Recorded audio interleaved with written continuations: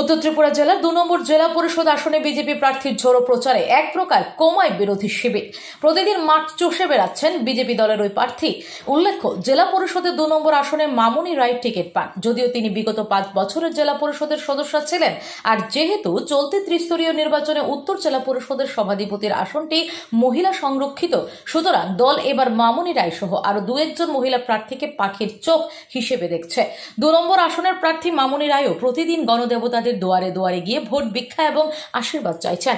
প্রতিদিনের মতো রবিবার সকাল 8:30 থেকে 11:30 পর্যন্ত চলে মামুনি রায়ের বাড়ি বাড়ি প্রচার অভিযান। এদিন তিনি তার আসনের চোরাইবাড়ি এবং কদমতলা গ্রাম পঞ্চায়েতের বিভিন্ন ওয়ার্ডে বাড়ি বাড়ি প্রচারে যান। সাথে ছিলেন স্থানীয় পঞ্চায়েত সমিতির প্রার্থী সহ গ্রাম পঞ্চায়েতের আসনের প্রার্থী এবং দলীয় কর্মী সমর্থকগণ। এদিনের বাড়ি বাড়ি প্রচারে গিয়ে তিনি বলেন, দল তাকে পুনরায় সমাজসেবার সুযোগ করে দিয়েছে, তাই জনগণকে পাশে থেকে কাজ করাই তার মূল লক্ষ্য। তাছাড়া বাড়ি বাড়ি প্রচারে গিয়ে গণদেবতাদের ব্যাপক সাড়া পাচ্ছেন তিনি, তাই তার জয় 100% নিশ্চিত বলে জানান তিনি। স্বাভাবিকভাবেই শাসকের ঝোড়ো প্রচারে বিরোধী শিবির এক প্রকার কোমাতে অবস্থান করছে।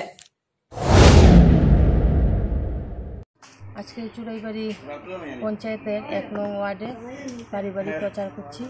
সবাই আমাকে আশীর্বাদ করছেন। তাছাড়া আজকে আমার সঙ্গে আছেন আমার শ্রদ্ধেয় কাকু, শ্রদ্ধেয় অনেকজন কাকু আছে, আমার ভাইয়েরা আছে।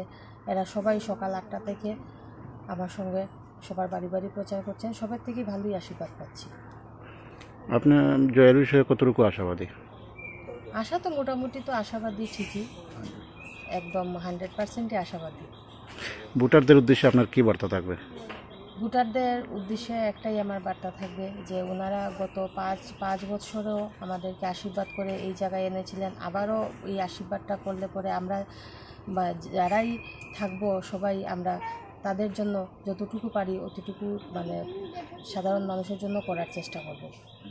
বেসিক্যালি আপনার নির্বাচনী ক্ষেত্র কোন কোন পঞ্চায়েত নিয়ে গঠিত? আমার নির্বাচনী ক্ষেত্র চুরাইবাড়ি, কদমতলা, বাগন, কালাগাঙ্গের পাড়। Bureau report, S Bharat live 24 hours.